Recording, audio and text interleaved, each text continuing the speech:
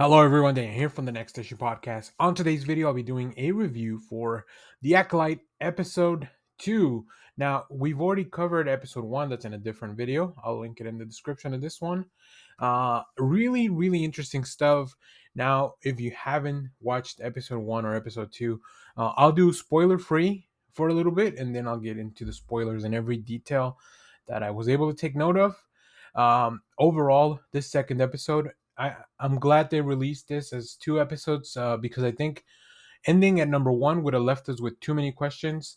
And now I will say number two doesn't really answer everything that we are, but it does move the plot significantly forward. A lot of the players kind of find their role. We kind of bring a group together that probably will continue to investigate this murder.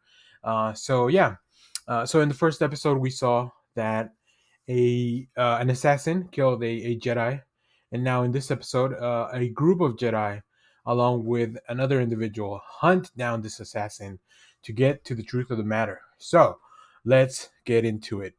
Um, this was a really well done episode. I like the place that we went to. And let me give you a quick overview of the cast because we do have a new player that I want to talk about. So we have Amanda Stenberg, who plays May and Osha. You should know that from episode 1. We also have Lee Young-ye as Master Soul, Charlie Barnett as Yort Fandar, Daphne Keene as Jackie Lon, who is Soul's Padawan.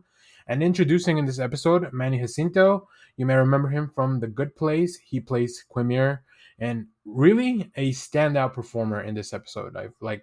He was just, you would really believe that he's playing the character that he is. It's kind of a bit of a scumbag, tricky character, but I think he does it really well. You definitely needed somebody from Florida for that, right? That was just a joke for the Good Place watchers on here. So let's get into this episode. Um, I think there were a few things, and as I keep watching the show, it's not perfect. I think the the excitement of the initial preview now has finally died down a little bit. When I did my first episode, I was really hyped for it. This one, I'm shooting this video the morning after I watched the second episode, so I had a lot more time to kind of think about it. I think the show, what it does really well is position these characters in a way that I find very interesting. I like most of the show looks like the very tactile, like it's all real, right? It's not shot in the volume, so I appreciate that. We get some really nice surprises, some really fun setup, but I think the thing that I like the most is um, the mystery. It's not really about so much about the assassin. I think that part's definitely been revealed. But we still have other questions like who is this new master that we introduced in the last episode? And also, what did these four Jedi do to have May hunt them down? And how did she survive the alleged fire? Is this a Jedi cover up? Which I think that's really interesting. I talked about a little bit in the first episode how I thought it was interesting that the Jedi kind of care about politically how they appear in public. I even made a joke about them having a PR department. So, and I think that's a theme that kind of goes on, especially in the prequels. I think that it's explored a little bit, but the Clone Wars really goes into it, right? The Jedi are not liked everywhere, and even in the original films, Han Solo, by that point, like he thought it was just all a myth. So really interesting thematically, I think, to see that through line of like the pristine image of the Jedi, but then how they really are flawed. So, all right, let's get into spoilers now. So, if you haven't seen the episode, I'm going to go into specific things that happen in the episode. So, make sure to come back and check it out. We see that May now goes to a different Jedi temple to attack Master Torben, who is taking a vow of silence and is also meditating. In the meanwhile, we see Osha and the Jedi travel back. Soul and the Jedi are redirected to investigate this attack. So May fails to kill Master Torben in the first time because he's doing some meditation. So he's kind of like protected by this force field, like literally a force, like made of the force, not like a force field, which is something that I don't know that I had seen before. Like this meditation, I think it's really fun to explore new techniques and new abilities of the Jedi. So that was very interesting.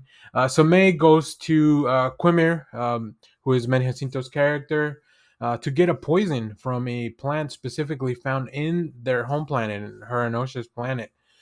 So I think she wants to. She's almost leaving breadcrumbs in each of the kills that she's doing, which is, I don't know. Like I feel like that's she. It's almost as if she wants to be caught or at least get the attention of the four Jedi that she's hunting. So May goes back, returns to kill Master Torben. Now, interestingly enough, it wasn't May. Like she brought the poison, but Master Torben chose to take the poison. So definitely, there's some guilt there. They're definitely hiding something. And after that, Soul and the gang arrive a little bit too late. After that, right? Um, they go in. They realize that it was that OSHA recognizes this poison, and they go into figuring out where could you have gotten it.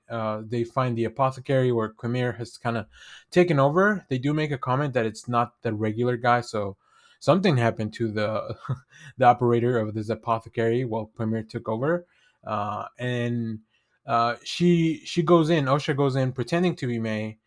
She asks questions while the Jedi kind of keep track of everything via radio comms, and the raid kind of works for a little bit up until the ruse kind of works for a little bit up until like Quimir finally discovers and like, realizes that that's not May. But he still gets caught by the Jedi, and they use him to kind of set up a sting for May to bring her out of the hiding. um Osha also confronts Soul about May and their past, about like what's going on, why are they lying, like why was she never told that her sister survived. And then Soul, as they bring out May, he finally confronts. They have a confrontation, really emphasizing this whole killing without a weapon mentality or mission that May has been given. So it's a very cool martial arts type of fight. But the main thing I'm still wondering is why would you why kill without a weapon? So obviously the first kill to Master Indara was with one of those kunai, and then the second kill was with poison. So that those don't really count to kind of confront the mission. Now Quimir also knows who, at least he's aware of the master. I don't think either of them know, because Soul is very strong. Like you definitely see the level of skill that he has. May doesn't even know. Like he digs and he probes May's mind. She doesn't even know who her master really is. Like who is under the mask. Um, Also, she didn't know that Osha was alive, which is wild. Like why would that not be common knowledge? If she's hunting Jedi, I feel like she would have investigated enough. Maybe her master is covering that up from her. I don't know. I thought that was a really interesting point. And then May and Osha finally come to face before May steals a car and I don't know, a vehicle, a transport, and she runs off out of the city, where she eventually meets Khmer, and they plan to leave the planet, go back to their master. Um, and also we see that there's another Jedi, so we know who the four Jedi are now: Master Soul, Master Indara, Master Torben, and then we also have Master Kalnaka, who is in a different planet named Kofa. He's kind of all off on his own, and that's what the last scene is. After the Jedi and Osha and May, they all kind of set up for that planet.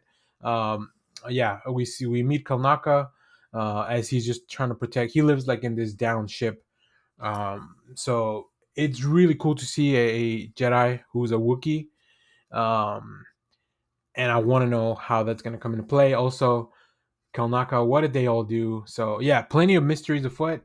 I think visually the show isn't perfect. Like the some of the costuming and makeup, especially Master Torben, who apparently is played by the same actor who played Tomlin in Game of Thrones. Like he's obviously older, but they also kind of aged him up. I think we're gonna see him in the flashback as younger, and he'll look more like what we've seen him in Game of Thrones.